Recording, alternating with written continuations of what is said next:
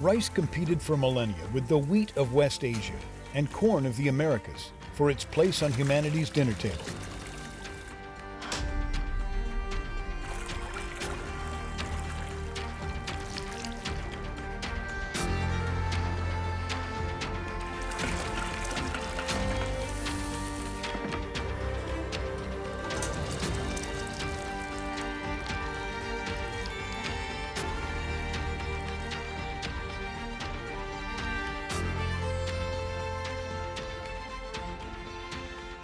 But people are partial to this nourishing cereal crop, whose path into the human sphere has been so diverse, and which is now the staple food of half of the world's population.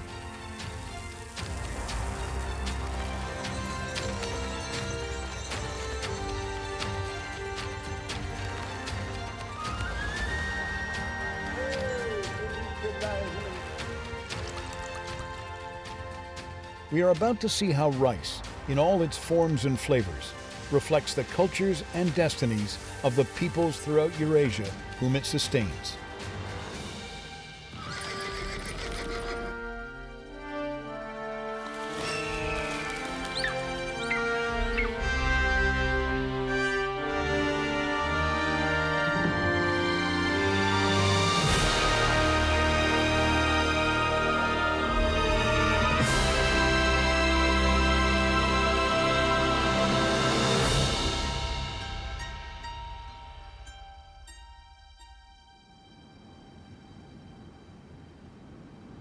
It's the end of April, Italy's rice sowing season.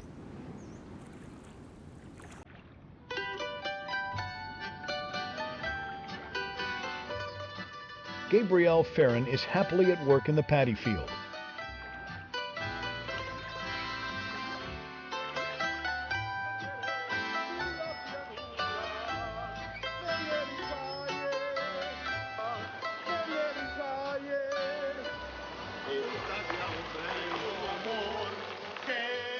No common farm laborer, Ferrin owns a family farm with a 400-year history.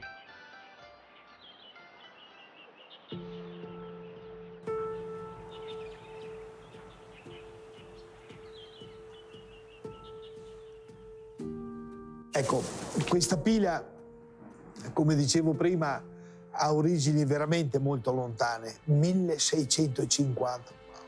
A quel tempo si dice Leonardo da Vinci abbia ideato.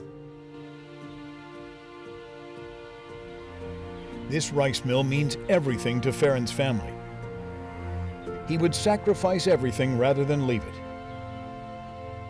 E mio padre, prima di morire, diceva a me e a mio fratello: ragazzi, quando io morirò, non portatemi via dalla mia pila. Io non voglio essere seppellito nei cimiteri. Lasciatemi qua. The ashes of Ferrin's father are buried by this ancient building that has generated the family's living for centuries. The rice it produces, famous near and far, is Ferrin's greatest pride.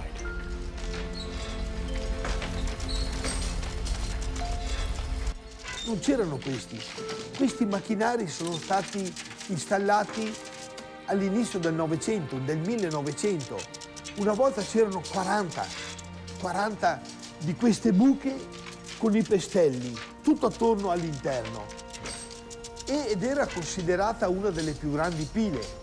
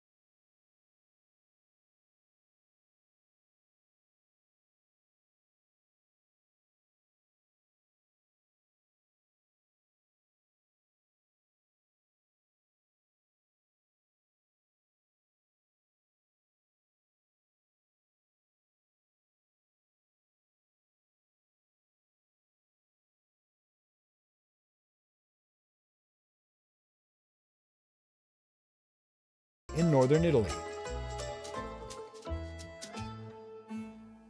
In Isola della Scala, for instance, breadsticks and pasta are often made from rice flour. And Ferran's restaurant uses rice to make tiramisu cakes.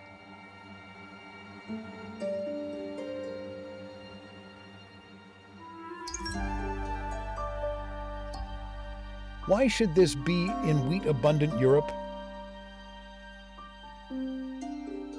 One of the dishes Ferran's restaurant serves gives us a clue.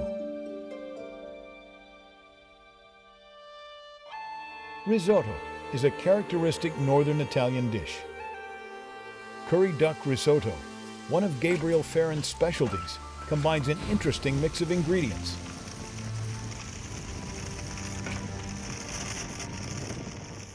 Ma certo che sì, certamente gli arabi portando la coltivazione del riso hanno portato anche la cultura del come cucinare il riso. Però noi italiani non ci siamo soffermati.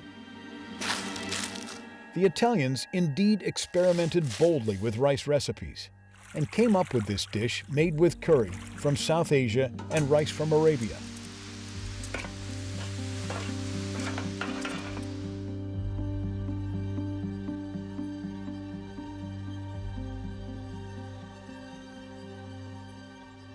Saffron rice is another dish with historical connotations.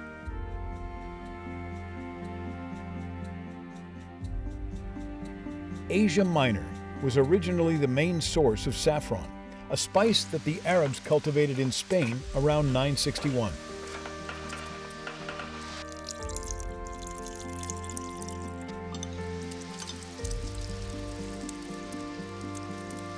At one time worth literally more than its weight in gold, saffron remains one of the world's most valuable spices.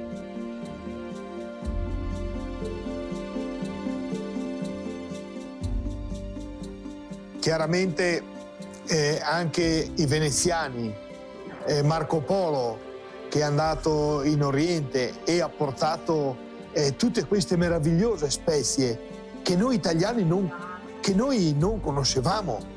Non conoscevamo ad esempio la curcuma, lo zafferano stesso, ma il curry, che è un miscuglio di tante spezie. E quando sono arrivati qua in Italia,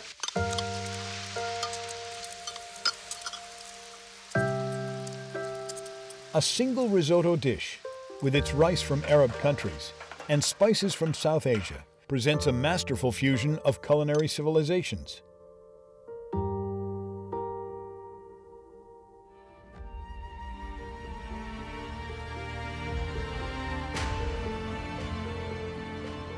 Other exotic goods apart from rice, notably Chinese silk, came to inland Europe through the Apennine Peninsula, where in Italy, birthplace of the Roman Empire, unreservedly embraced Eastern culture.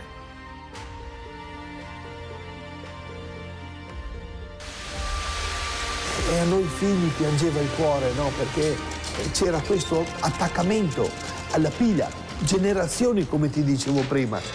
E anche mia madre diceva: quando io morirò voglio stare qua vicino a mio marito. E allora anche lei, quando purtroppo è morta, l'abbiamo fatta cremare, l'urna sempre così piccola, e l'abbiamo messa lì. E io, quando vengo qua, la prima cosa è parlare con i miei genitori, ringraziarli.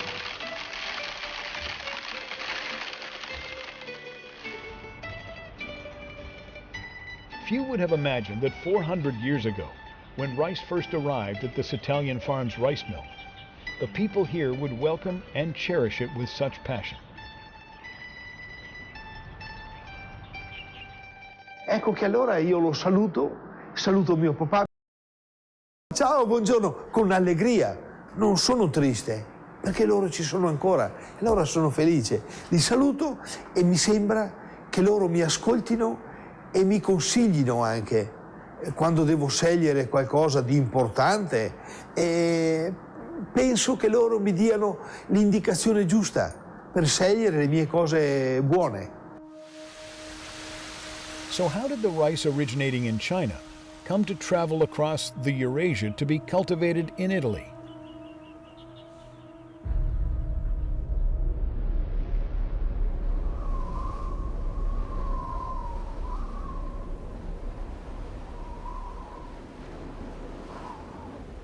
The ancient Silk Road traversed the Altai Mountains in arid, frigid northwestern China, where winter temperatures hit minus 35 degrees Celsius, and whose nomadic people have lived for millennia as hunter-gatherers.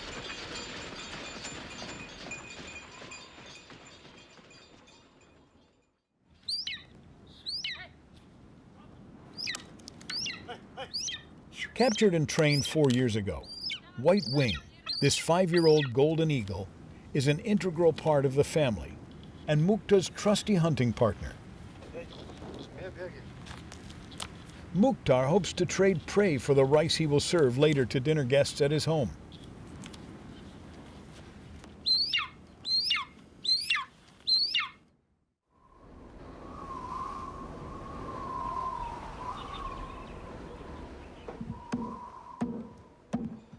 At early morning, Mukhtar's wife prepares dry provisions of broom corn millet.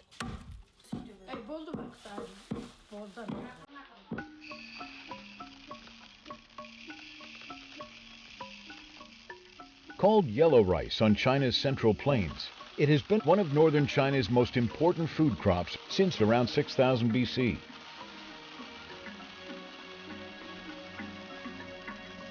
Its cultivation on the northern prairie ensued from more frequent communications between East and West, and its adaptability to high arid areas.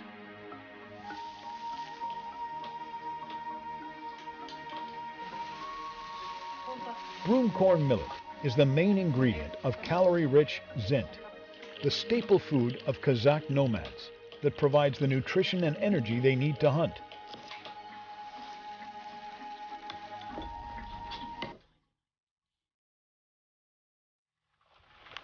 Today, Mukhtar takes both White Wing and food out hunting.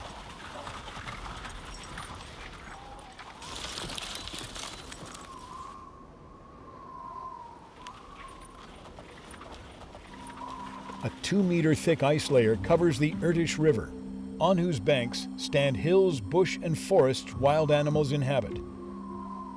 In winter, this is the hunting ground nearest to Mukhtar's home.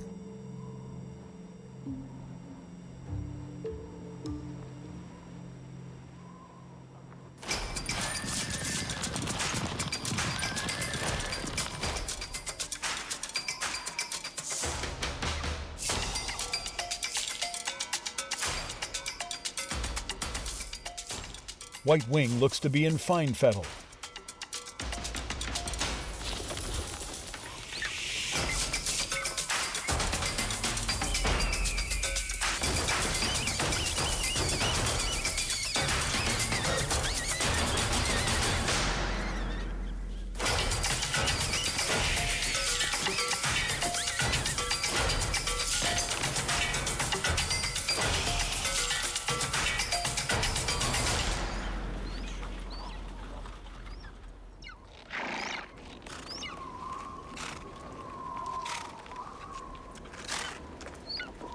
Satisfied with today's haul, Mukhtar tells his son to barter it for rice, which his wife will use to cook pilaf for the guests expected.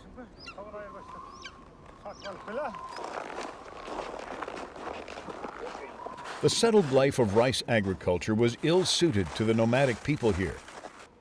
But the crop's slow growth and small yield, as well as local nobles' liking for it, had long given rice the ethos of a rare delicacy in northwestern China.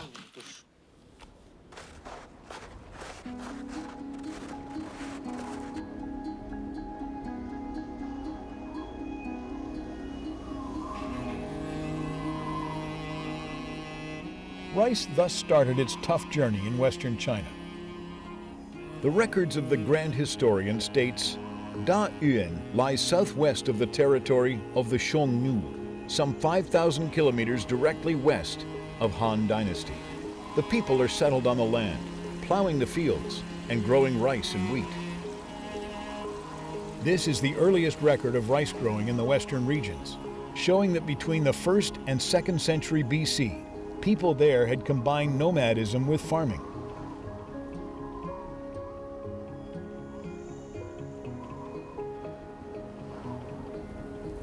It was around this time that trade with northern India brought rice to Persia. By the 7th century, rice cultivation had expanded from today's Xinjiang and northern India to Bactria and the Tigris and Euphrates river basins.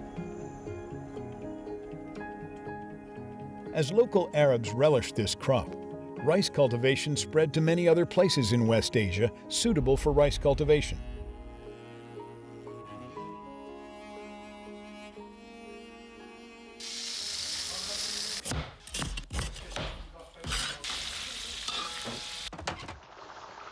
A pot of pilaf crowns a successful hunt.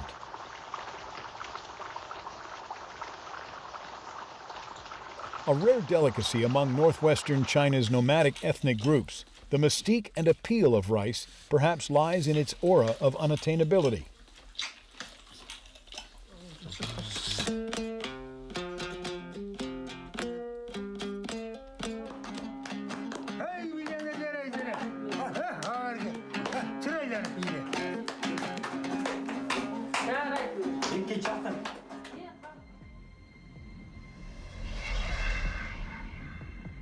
The Arab Empire's expansion in the mid-7th century spread rice cultivation to North Africa and South Europe, along the Mediterranean coast, and further to Western and Eastern Europe.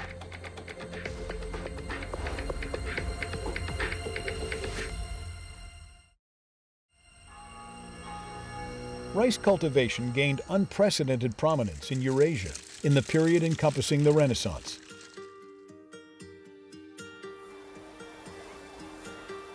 Rice came to Bulgaria, along with the Turks, in the 15th century, and was successfully cultivated in Philippopolis and Pazardzhik.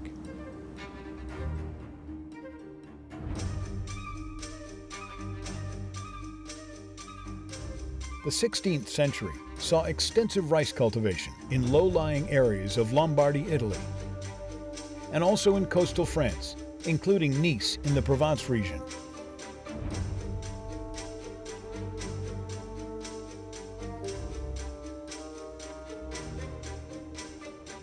In the 16th century, Bulgaria's rice output was around 3,000 tons.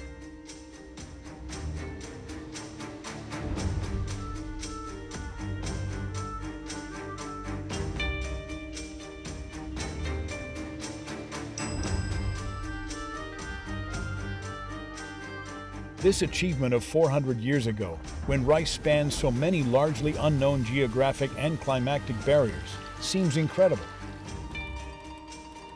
But the phenomenon is now a modern one.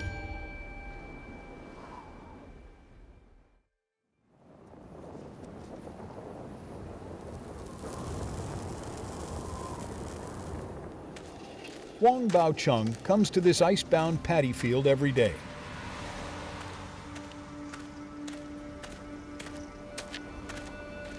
Walking in this vast expanse of frigid whiteness chills him to the bone.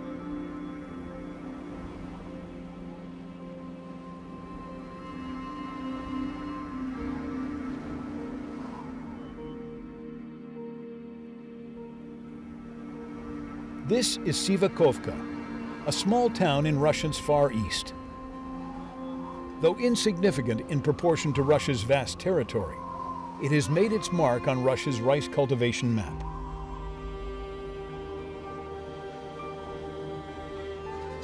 Deathly quiet, sparsely populated, and bitterly cold most of the year, the endless stretch of icebound land on either side of the highway has nevertheless been pioneered as part of the continuing and arduous mission to expand rice's territory.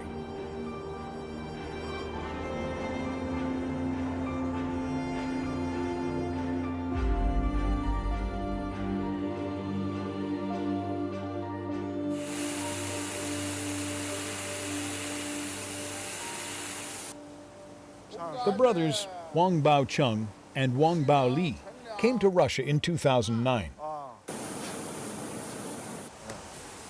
They rented over 1,000 hectares of land here for rice cultivation and hired dozens of local villagers, whose delight in gaining a livelihood was expressed in a warm welcome.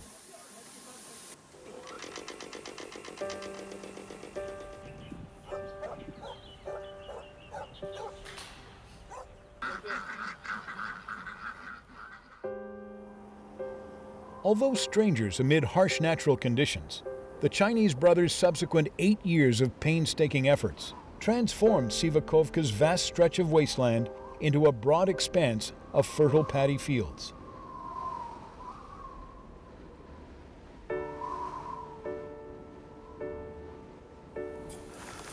But they now face a serious challenge. Russia's total foreign trade volume has sharply declined since 2015. So there are few new customers, their regular ones are diminishing, and local rice consumption is limited. Lower sales have left a backlog of rice in the warehouse, and no room to store the unhusked rice from last fall's harvest.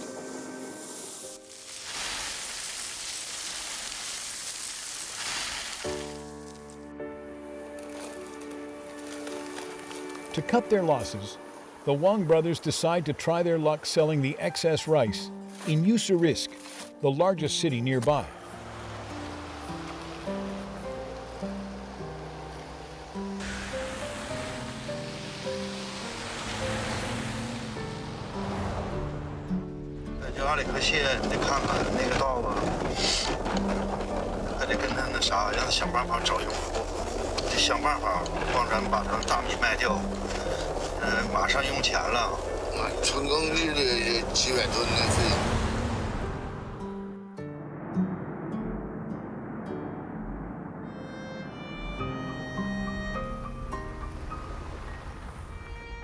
Like most European countries, Russia is a wheat stronghold.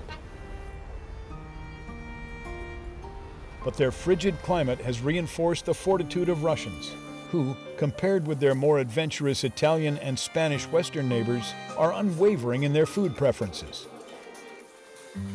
No one could change the Russian love for bread.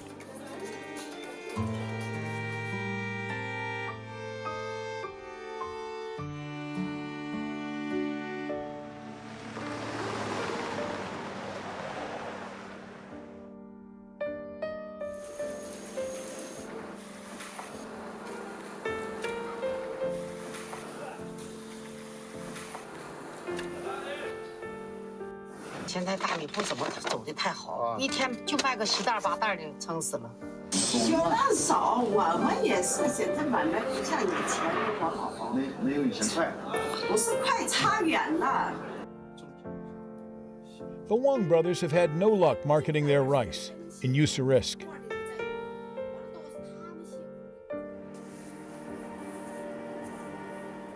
Rice cultivation requires the basic conditions of suitable climate and terrain. That's why they were able to make arable fields from wasteland. But the rice trade involves multiple factors, not least culture and customs. Rice from the East may thrive on Russia's black earth, but more market research is needed to reap the rewards.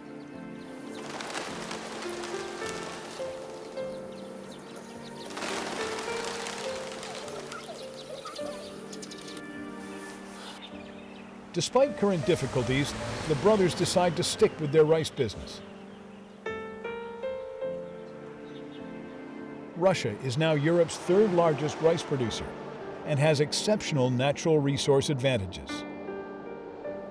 As cycles are the norm in human life and commerce, they believe that sooner or later, Russia will regain its strong rice market.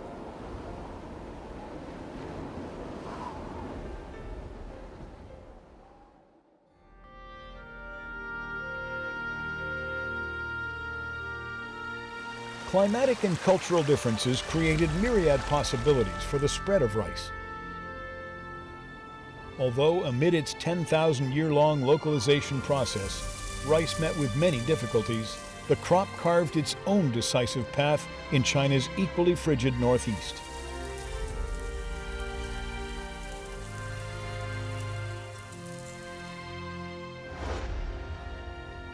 5,000 years ago, humans brought rice cultivated in China to the Korean peninsula.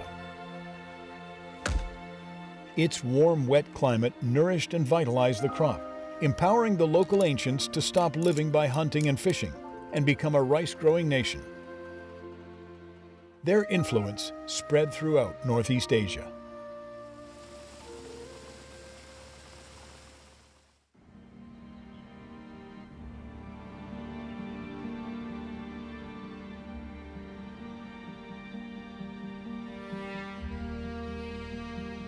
Panjin is an important rice producer in northeastern China, where golden rice paddies connect with a wetland area known as Red Beach. The saline alkali soil of this scenic landscape inhibits plant growth.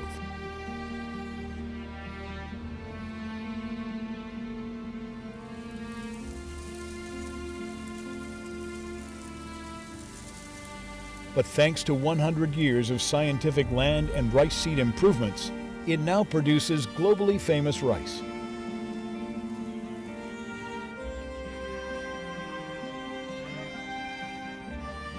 Since first cultivated millennia ago, rice's capacity to grow throughout the world has been dependent on human wisdom.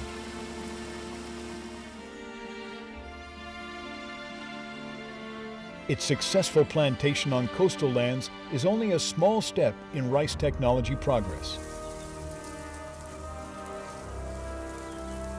Aware that the slightest quirk of nature could be catastrophic for rice cultivation, agronomists constantly research and experiment with new rice varieties.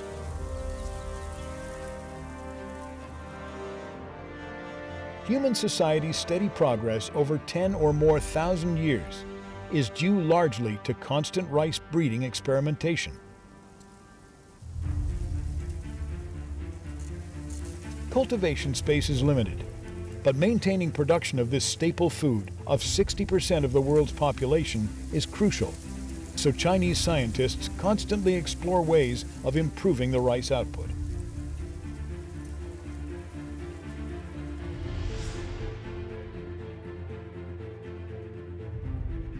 In the 1930s, Ding Ying, pioneer of rice breeding, was the first to transfer the wild rice germplasm to cultivated rice that equipped it to withstand harsh conditions.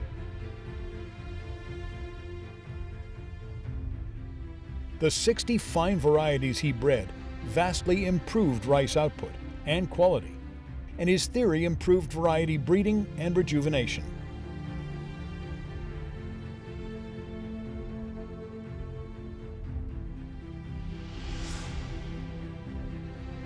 Huang Yaoxiang, acknowledged short-stalk rice breeding pioneer, cultivated new semi-dwarf and lodging-resistant rice varieties with plentiful ears in the 1950s. Their breeding, popularization, and application were 10 years ahead of the Green Revolution elsewhere and led to new China's Green Revolution and per-unit leap in rice yield.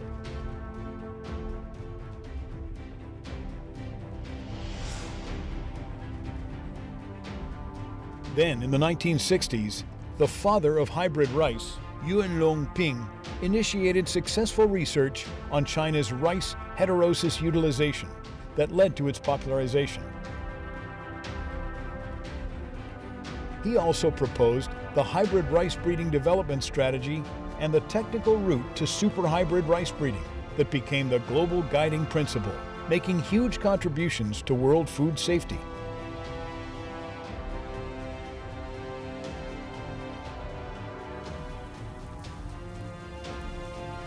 We may take high-yield rice for granted, but it is actually due to the efforts of generations of agronomists. People are also unaware that Ding Ying, Huang Yaoxiang, and Yuan Longping's success is due to vital germplasm resources.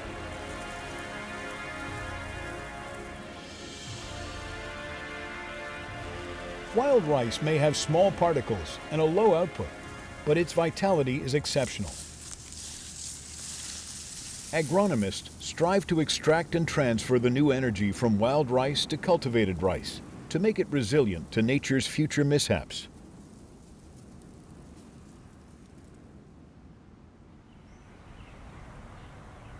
This is an ordinary Dai village in Yunnan province.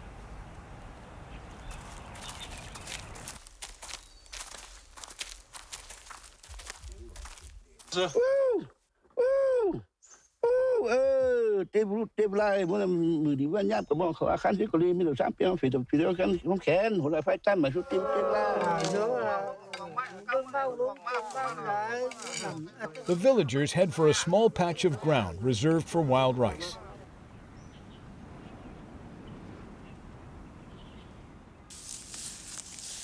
Resembling weeds, the wild rice helped their ancestors survive for 10,000 or more years, but it has now more or less disappeared from sight.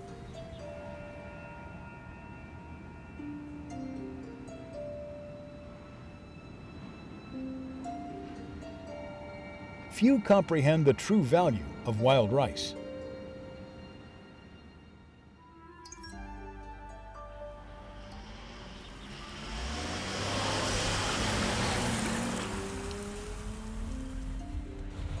Guo Xunyun, who works at Jinghong Agricultural Environment Protection and Monitoring Station, has spent 10 or more years searching for traces of wild rice. 现在城里边周围了都没有了，原来都是有普通野生稻，又有野生稻，听说这里刚打电话来，听说是在山上，一个在那个陡峭的那个山壁上。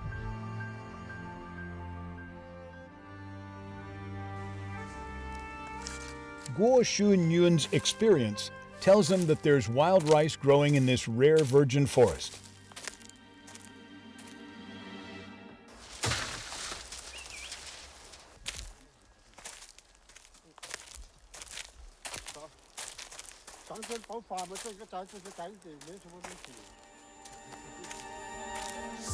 A harsh environment often fosters tenacious plant life, and wild rice growing here has survived both natural perils and natural selection.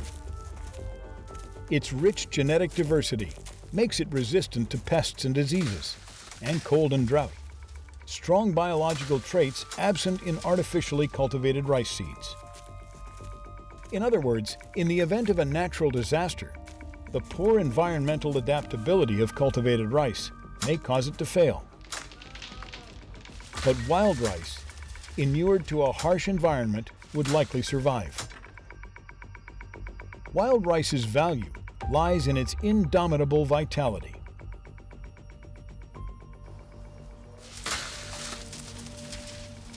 Oh, 来，这要多。哦。对，那是要多。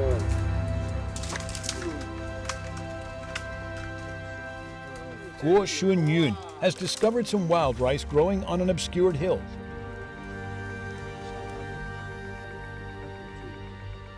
普通野生稻呢和那个有野生稻，它主要是生长在一些热带的湿地有水、有潮湿、阴蔽的地方。那么我们这个叫有利野生稻呢，它主要是生长在一些山地或者有阴蔽的地方。它这个呢相当于是旱稻。This rice variety usually grows in woods. Although no close relative to modern cultivated rice, many of its genes constitute an important resource for future rice genetic breeding.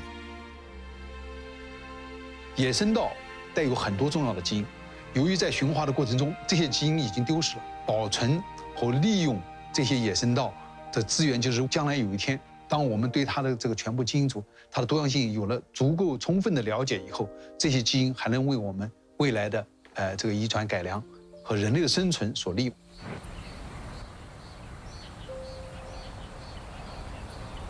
Contemporary crop breeding has entered the genetic breeding stage that makes more accurate use of good genes from both wild rice and cultivated crops to breed higher output rice varieties with better adaptability. But as protecting and preserving seeds with fine genes is the prerequisite to all this, tenaciously vital wild rice is stored in a special place.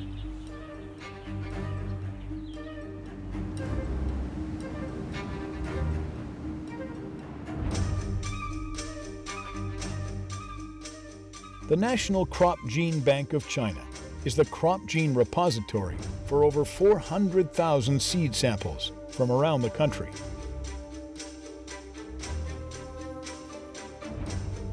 Seeds here are preserved at -18 degrees Celsius for extended periods.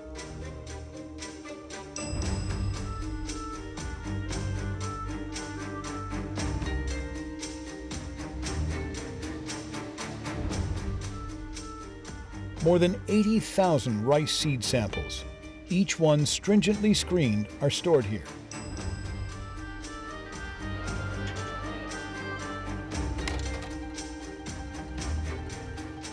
The gene bank stores seeds with an initial germination rate of 85%.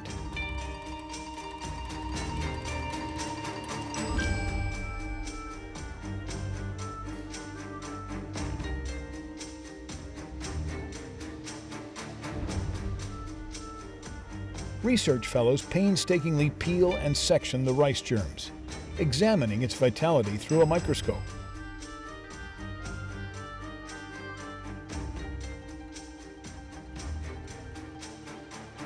After various tests, the samples are sent to the gene bank for long-term preservation. Future scientists can utilize wild rice samples to optimize future seeds and so satisfy people's needs for output and flavor, and even to breed new varieties that can adapt to extreme climatic conditions.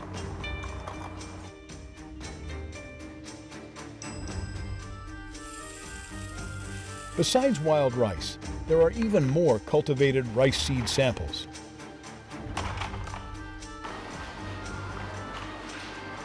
Preserved under such stringent conditions, common crop seeds can live 50 or more years. 我们今天保留的，实际上在很大程度上反映了我们现在人类对稻米作为食物和各种用途的一种需要。它保留了很多各种各样的类型，就是说这个基因可能在大多数还保留在我们这个基因库里面。 Obtaining rice varieties with big grains entails systematic picking and repeated sowing of wild rice with plump grains. To ensure output, the rice maturation cycle is adjusted to a fixed harvest time. And to make it comply with human needs, the rice's ability to survive in the wild must be somehow reduced.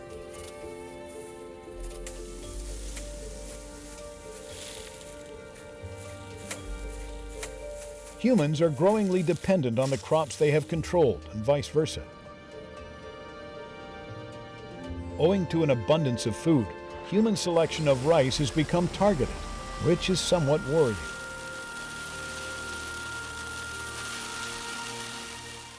现代的育种跟我们国家的农价品种对比，我们丢掉了90%。现代化的大规模的机械化农业，它就导致了我们叫它的遗传上的脆弱性。 就是你一旦出现问题，你是不耐旱，今年来个大干旱，你是毁灭性的；突然出现一种新的病，你也是毁灭性的。因为遗传多样性实际上说这个不抗那个抗，我总之不会导致毁灭。 Maintaining the genetic diversity of crops protects human survival. All rice resources preserved here are imbued with abundant quality genes that constitute a treasure trove for future generations to explore. Scientists are working on how to maximize and recycle the value of rice.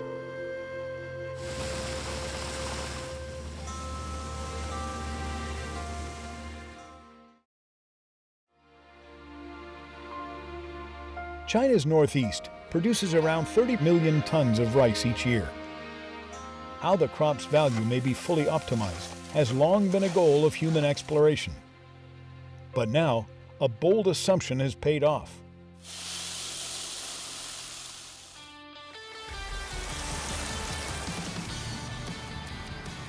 China is experiencing rapid growth, but industrialization and urbanization have placed untenable burdens on the environment. Recycling is a way of resolving this problem. 未来的方向就是要追求可持续，要保护环境。我们不能说在我们这一代人就把我们所有的资源都用完了，我们留给我们后代，留给他们留什么东西？这是一个很严峻的问题，这也是我们认为是一个面临最具挑战的一个问题。Traditional rice processing is aimed at separating the rice kernel's edible endosperm from the rice bran and husk byproducts, normally discarded as dross. But engineer Li Chao sees the full value of rice in all its parts.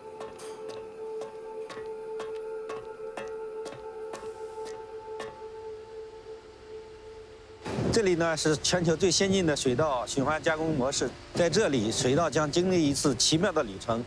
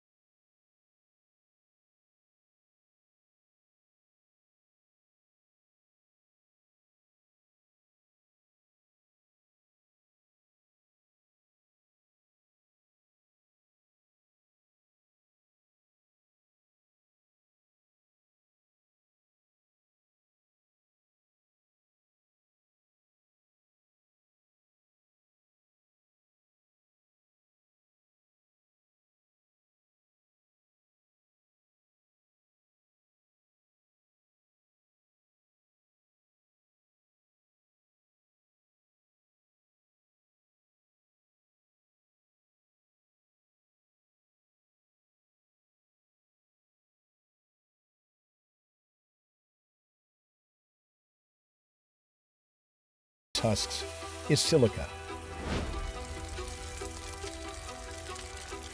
Whoever would have guessed the multiple uses of such an unprepossessing powder?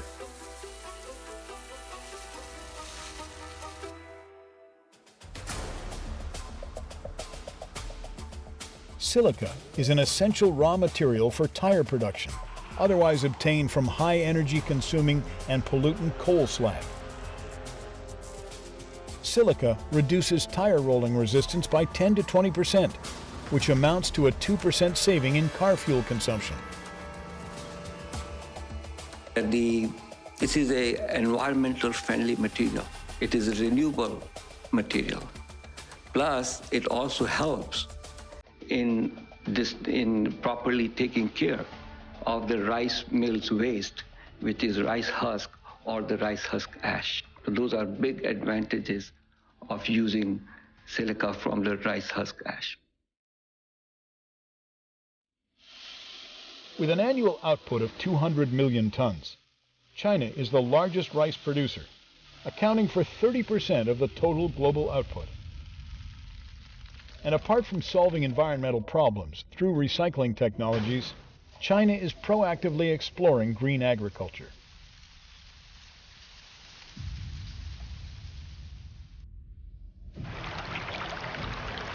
水稻是一个极端耗水的，初步估计是中国的农业用水大概用掉了我们全部淡水资源的大概50%左右，7%用了全球大概将近40%的农药和化肥，这是不可持续的。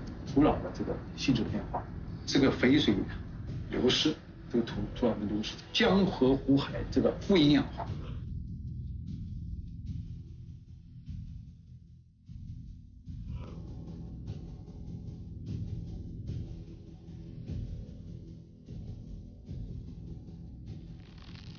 low pesticide and fertilizer use, drought-resistant, water-conserving, and quality high yield. Such are the green super rice goals, denoting another rice planting revolution in China and the world. The entire rice production chain's sustainable development is becoming reality.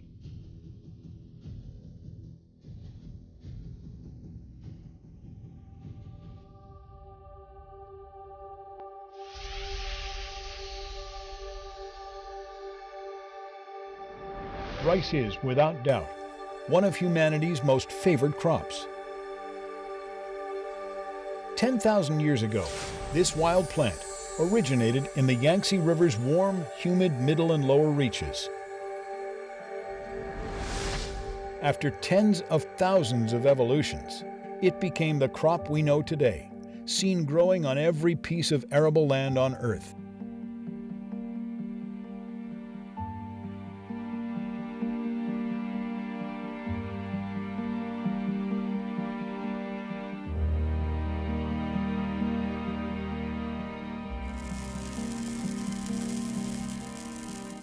The reason, 10,000 years ago, for our ancestors' interest in wild rice might have been the need to preserve seeds in case of future food shortages.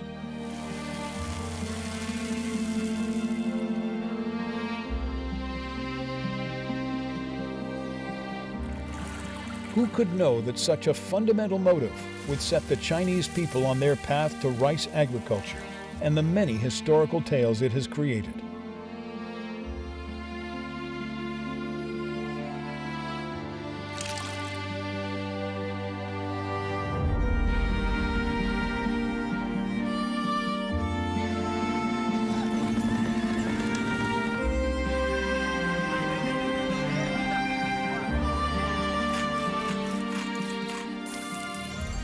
Rice and its stories have accompanied humanity's long process of civilization.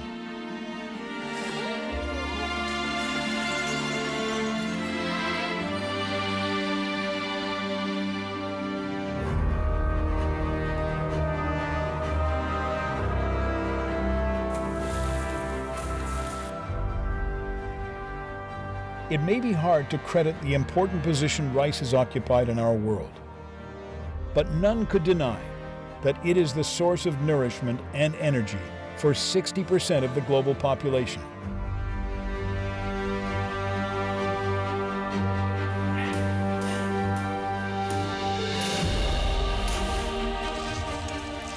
And it supports us, happy or sad, through each day of our existence.